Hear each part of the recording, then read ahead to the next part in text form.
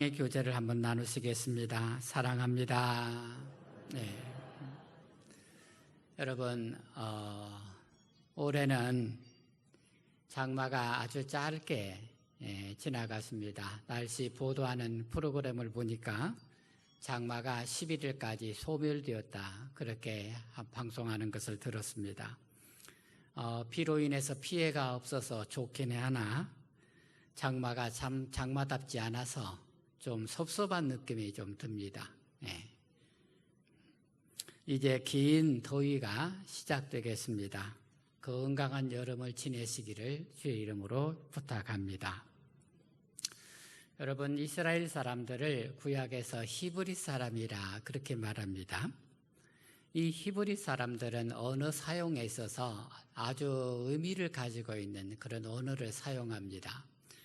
아버지라는 말을 특별히 다양한 의미로 사용했습니다.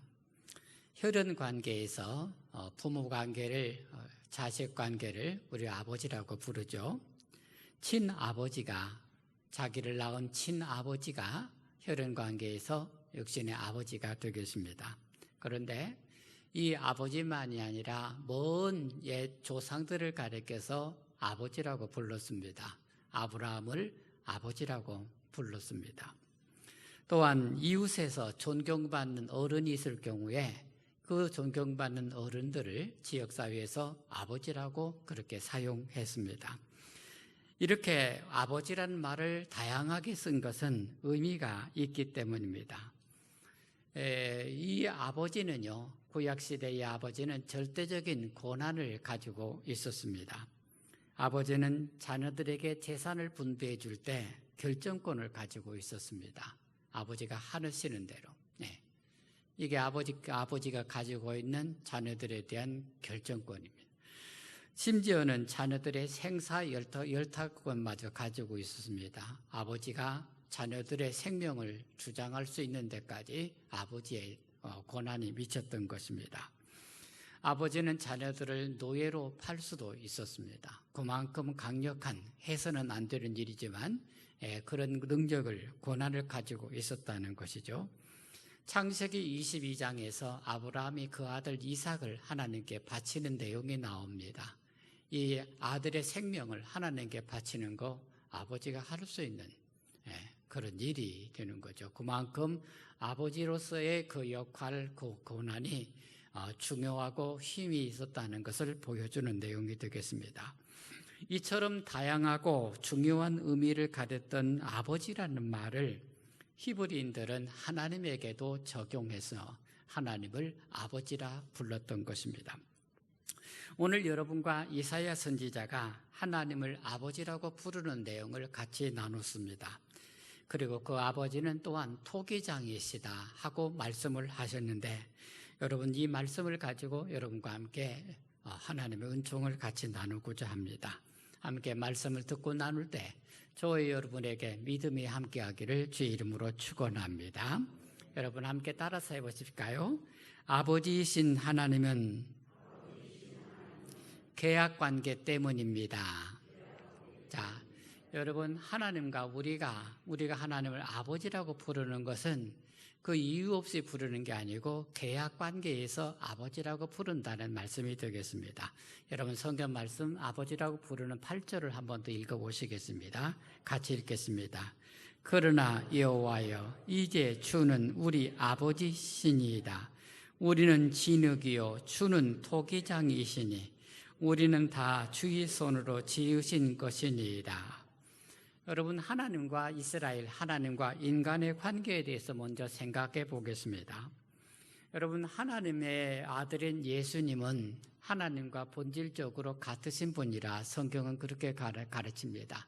성자 예수님과 성부 하나님은 아버지와 아들의 관계인데 본질적으로 본질이 같으신 분이십니다. 그런데 우리가 하나님을 아버지라고 부를 때 이 하나님과 우리 사이에는 본질이 같지는 않습니다. 그것을 사도 바울은 양자 관계로 설명을 했습니다.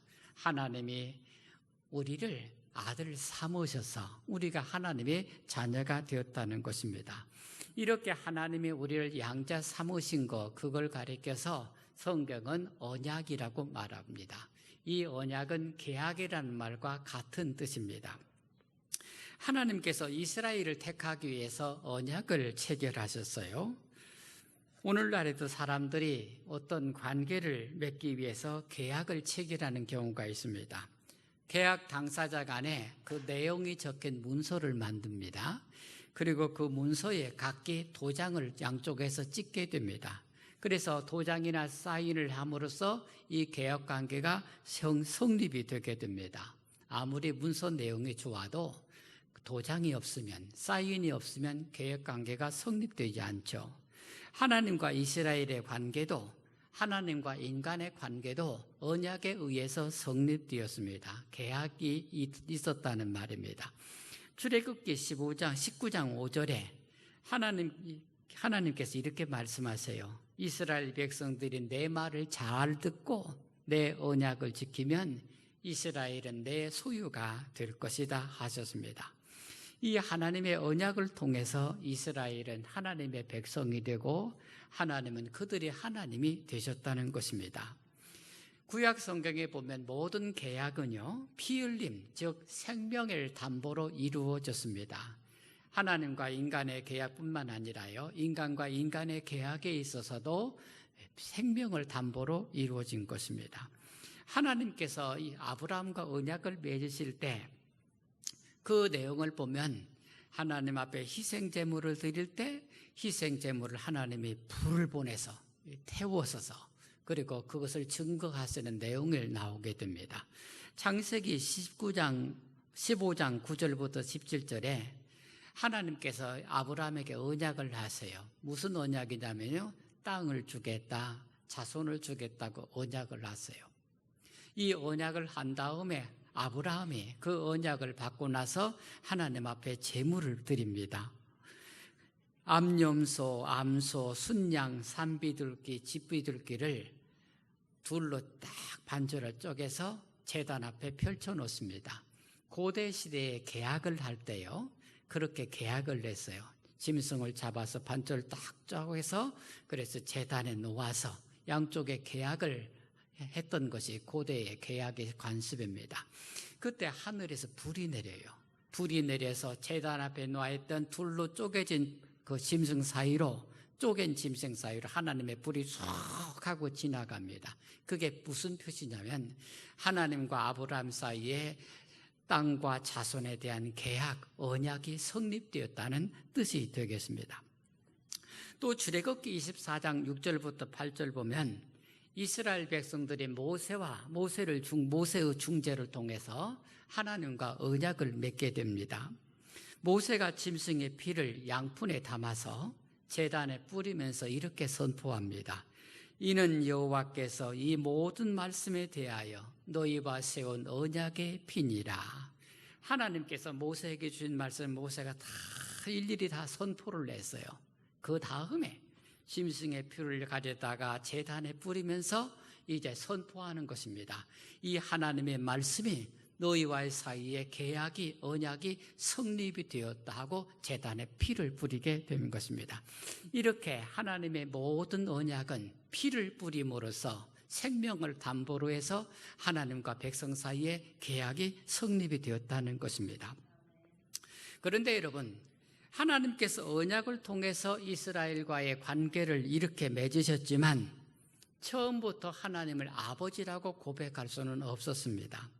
신명기 32장 6절에 보면은 모세는 하나님을 아버지라 그렇게 말합니다. 그는 내 아버지시요 너를 지으신 이가 아니시냐. 그가 너를 만드시고 세우셨도다.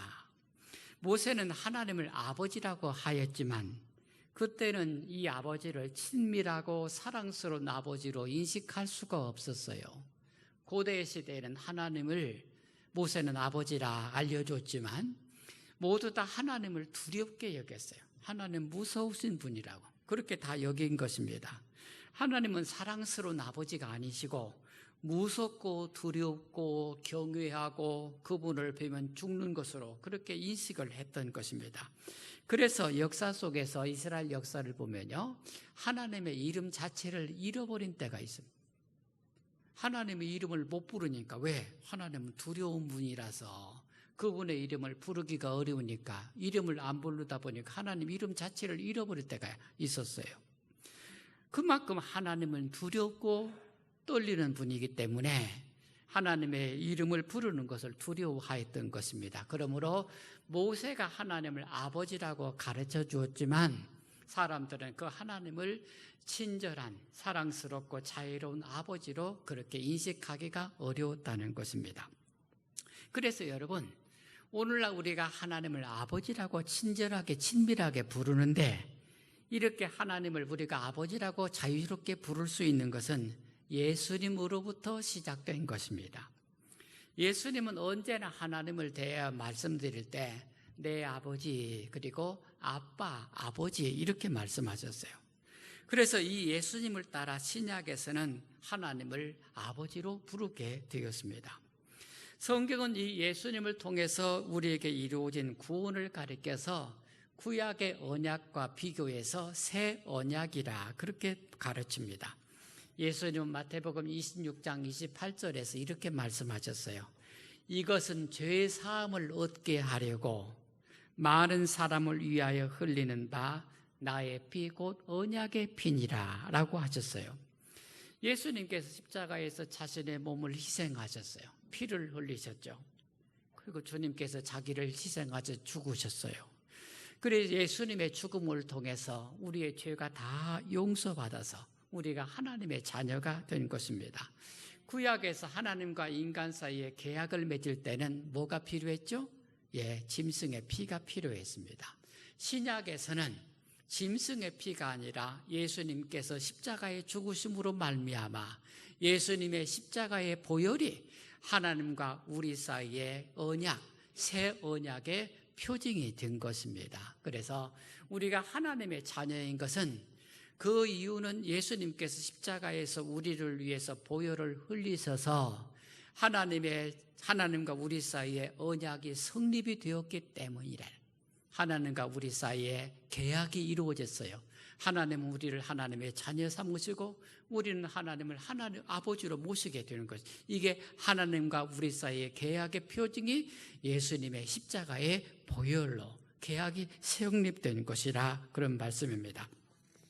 우리가 하나님을 아버지로 부르는 것은 그냥 된 일이 아니라는 것입니다. 아무나 하나님을 아버지로 부르지 못합니다. 자신을 희생제물로 드린 예수님의 피로 인해서 우리가 하나님을 아버지로 부른다는 것을 믿으시길 축원합니다. 사랑하는 여러분, 하나님이 여러분의 아버지십니까? 그렇습니다. 여러분이 하나님을 아버지로 부르는 것은 여러분이 그분의 자녀이기 때문입니다. 여러분 안 믿는 사람 누구에게도 물어보십시오. 하나님이 당신의 아버지입니까? 아무도 대답하지 못합니다. 왜? 왜 그들은 하나님을 아버지라고 부르지 못할까요? 예수님의 보혈을 알지 못하기 때문에 그렇습니다. 나하고 똑같은 사람이에요. 그러나 그들이 예수님의 보혈을 알지 못하기 때문에 위기에서 하나님을 찾을지는 몰라도 하나님을 아버지로 모시기는 어렵다는 말씀인 것입니다. 하나님을 알지 못하는 사람은 하나님을 아버지로 부르지 못하는 것입니다. 구약 성경에서 이스라엘 하나님의 관계를 맺는 것은 하나님의 언약에 의한 것이라 말씀드렸습니다. 언약이 살아있는 언약이 되기 위해서는 생명을 의미하는 피가 있어야 됐다 말씀드렸습니다. 그래서 하나님의 언약에는 늘 생명을 상징하는 피가 뿌려졌고 그로 인해서 하나님과 인간, 하나님과 이스라엘의 계약이 성립되어 관계가 이루어지게 된 것입니다. 예수님을 통해서 이루어진 새 언약에서는 예수님께서 우리 죄를 대속하시기 위해서 십자가에 죽으심으로 하나님과 우리 사이의 언약이 이루어져서 우리가 하나님을 아버지로 모시고 하나님 우리를 주님의 자녀 삼으신 것입니다. 이것이 여러분의 믿음이 되시기를 주의 이름으로 축원합니다. 자, 두 번째 말씀입니다. 따라서 하십시다. 우리 아버지는 토기장이십니다. 여러분 성경 말씀 8절 9절 한 번 더 읽으시겠습니다. 8절 9절입니다. 그러나 여호와여 이제 주는 우리 아버지시시니이다. 우리는 진흙이요 주는 토기장이시니 우리는 다 주의 손으로 지으신 것이니이다. 여호와여, 너무 분노하지 마시오며 죄악을 영원히 기억하지 마시옵소서. 구하오니 보시옵소서, 보시옵소서. 우리는 다 주의 백성이니이다. 이사야 선지자는 하나님의 백성들에게 하나님을 아버지로 소개하고 있습니다. 하나님은 우리 아버지시다. 우리는 다 주의 손으로 지으신 것이다. 그런데 그 아버지이신 하나님을 설명하면서 아버지이신 하나님은 토기장이시다. 여러분, 자기 아버지를 소개할 때 말이 여러 가지 있을 거예요. 하나님을 소개할 때 여러 가지 말이 있을 거예요. 그런데 왜 이때 이사야 선지자는 하나님을 소개하면서 토기장이라고 했느냐? 의미가 있는 것입니다. 이유 없이 이렇게 말한 것이 아니라는 것입니다. 주는 우리 아버지, 우리 아버지는 토기장이, 이것은 두 가지를 내용을 말하고 있는 것입니다. 하나는 토기장이로서 아버지, 또 하나님은 하나님의 주권을 의미하는 말입니다. 토기장으로서 아버지는 하나님의 주권을 설명하는 것입니다. 이스라엘 역사의 아픔을 고백하고 있습니다. 이스라엘은 하나님을 믿었죠. 그래서 하나님이 지켜주시니 망하지 않는다고 생각했어요. 하나님의 성전이 있었습니다. 이 성전에 하나님이 좌정하셨어요. 하나님이 임재하시는 성전입니다. 그러니 하나님이 계시는 성전이 있고 이 성전이 있는 이스라엘은, 유다는 망하지 않는다고 생각했습니다. 그런데 남의 나라의 침략을 받아서 나라가 망했어요. 그리고 포로로 끌려가서 종살이를 하게 되었어요. 그래서 하나님이 우리를 버렸구나 하고 실망이 많았습니다. 그런 실망을 한 후에 오랜 시간이 지나면서 그들의 고민 끝에 발견한 것이 뭐냐면 하나님이 토기장이시다, 이걸 발견한 것입니다. 그리고 하나님께 대한 고백을 새롭게 한 것입니다. 그것은 하나님께서 우리 역사를 흩으실 수도 있고 새롭게 만들 수도 있다는 그런 고백을 한 것입니다. 그들이 잘못하고 죄를 지어도 하나님은 무한정 사랑하는 그런 하나님이 아니라는 것을 깨달은 것입니다. 내가 잘못해도 하나님의 성전이 있으니 괜찮아. 전에는 그렇게 생각했다는 거예요. 그런데 그렇구나. 하나님은 우리가 잘못한다 하면 영원히 우리를 품어주시는 분이 아니다. 그걸 깨달은 것입니다. 그들이 잘못하면 하나님은 언제나 그들을, 토기장이가 마음에 안 들면 깨트려 버리시지요. 도자기 만드는 사람들이요, 좋은 걸 만들면 좋지만 마음에 안 들면 가차없이 깨뜨려. 그러는 것처럼 하나님께서도 자기 백성을 언제나 그렇게 하실 수 있다는 고백을, 우리의 삶, 우리에 대한 주권이 하나님 토기장인 아버지께 있다는 주권, 하나님의 주권을 설명하고 있는 것입니다. 그게 하나님을 아버지로 고백하면서 그 아버지가 토기장이시라고 고백하는 것입니다. 우리는 주님의 자녀입니다. 그런데 이 모든 자녀가 무조건 하나님의 아버지의 사랑받는 자녀는 아닌 것입니다. 어긋난 길로 갔어요. 그래서 아버지의 마음을 아프게 했습니다. 그래서 우리를 사랑하신 아버지는 토기장이가 잘못 만든 그릇을 깨뜨려 버리듯이 우리를 역사 속에서 망하게 하실 수 있다는 것입니다. 그래서 하나님은 우리 아버지시고 그분은 토기장입니다. 그분은 자신을 위해서 우리를 다시 만드실 것입니다. 이런 고백이 아버지는 토기장이시다라는 고백에 담겨 있는 것입니다. 그래서 여러분, 이 첫 번째 이 토기장이라는 고백은 하나님의 주권을 설명하는 것이고, 두 번째는요, 주는 우리 아버지, 아버지는 토기장이라는 말에는 이것은 그들의 기도가 담겨져 있는 것입니다. 여러분, 무슨 기도일까요? 우리는 깨어진 그릇입니다. 그러니 다시 새롭게 만들어 주십시오. 아버지 토기장이시지 않습니까? 우리 역사가 깨어졌습니다. 내 삶이 고장났어요. 내 삶이 병들었습니다. 내가 인생을 망쳤습니다. 아버지는 토기장이시지 않습니까? 그러니 우리 역사를 새롭게 만들어 주세요. 제 삶을 새롭게 만들어 주세요. 아버지는 토기장이시지 않습니까? 그런 고백을, 그런 기도를 드리는 내용이 아버지는 토기장이시다라는 기도에 담겨져 있는 것입니다. 우리는 우리의 죄악으로 나라가 망했습니다. 그래서 우리는 남의 나라에 종살이를 하게 되었습니다. 그러나 이제 포로 생활이 끝나가고 포로에서 해방되어서 다시 조국으로 돌아갑니다. 바로 이 시점에서 이사야 선지자의 말씀은 하나님 우리 아버지는 토기장이라고 고백하는 것입니다. 고난의 시대가 끝나서 역사의 새 시대가 도래합니다. 바로 그때 하나님은 우리 아버지시고 그분은 토기장이라고 고백하는 것입니다. 새 역사를 시작할 점에 하나님 우리를 새롭게 만들어 주십시오라는 기도를 담아서 아버지는 토기장이라고 고백하고 있는 것입니다. 그래서 이사야 64장 1절부터 9절까지 읽으시면요, 계속해서 자신들의 죄에 대해서 고백을 합니다. 우리는 우리 죄악으로 인해서 깨어진 그릇이 되었습니다. 우리가 어떻게 구원을 얻을 수 있겠습니까? 우리는 부정한 사람입니다. 우리는 더러운 옷을 입었습니다. 우리는 다 시들었습니다. 우리의 죄악 때문이었습니다. 그런데 이제 하나님이 우리에게 새로운 시대를 주시니 우리를 새롭게 만들어 달라는 기도가 우리 아버지는 토기장이, 그들은 깨어진 그릇이었습니다. 망한 역사 속에서 남의 나라에 종살이하고 있었습니다. 그런데 이제 때가 왔어요. 포로에서 해방되어서 새 나라를 이루어갈 중요한 시점에 도래했습니다. 그때 그들의 고백이 우리 아버지는 토기장이시다. 우리 아버지는 깨어진 나를, 병든 역사를 새롭게 만들어주신 분이시다. 그 고백에 우리 아버지는 토기장이다. 이 고백에 담겨져 있는 것입니다. 사랑하는 여러분, 하나님이 여러분의 아버지신 것을 믿으시기를 주의 이름으로 축원합니다. 여러분 아이들이 장난감을 갖고 놀다가 장난감이 깨졌어요. 그럼 막 웁니다. 그럼 아버지는 어떻게 합니까? 장난감을 고쳐주든지 또는 새로 사주든지. 그게 아버지죠. 우리가 인생을 사는데 내 인생이 망쳐졌어요. 실패. 그때 하나님 앞에 우리가 드리는 기도가 아버지는 토기장이시지 않습니까? 저를 새롭게 만들어 주십시오.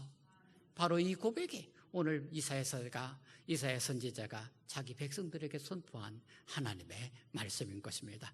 역사의 새 시대가 왔어요. 나라의 새 희망이 왔습니다. 그럴 때 필요한 것은 하나님께서 이 병든 역사를 고쳐주시고 이 실패한 인생을 고쳐주셔서 새롭게 만들어 달라는 그 기도가 우리 아버지는 토기장이었던 것입니다. 우리 사랑하는 한상교회 성도님들 모두가 다 하나님을 토기장일 우리 아버지요 그분은 토기장이시라고 고백하는 여러분 되시길 주의 이름으로 축원합니다. 하나님은 여러분을 다 새롭게 만들어 주실 것입니다. 할렐루야. 주의 성령께서는 여러분을 언제나 새롭게 하여 주심을 믿으시기를 축원합니다. 하나님은 토기장이십니다. 우리가 실패했다고 낙심하고 좌절하고 절망할 게 아닙니다. 우리가 다 깨어졌다고 그렇게 생각할 것 아닙니다. 그렇습니다. 깨어졌을지라도 토기장이신 하나님 우리를 다 새롭게 만들어 주실 것을 믿음으로 받으시기를 주의 이름으로 축복합니다. 기도드리겠습니다.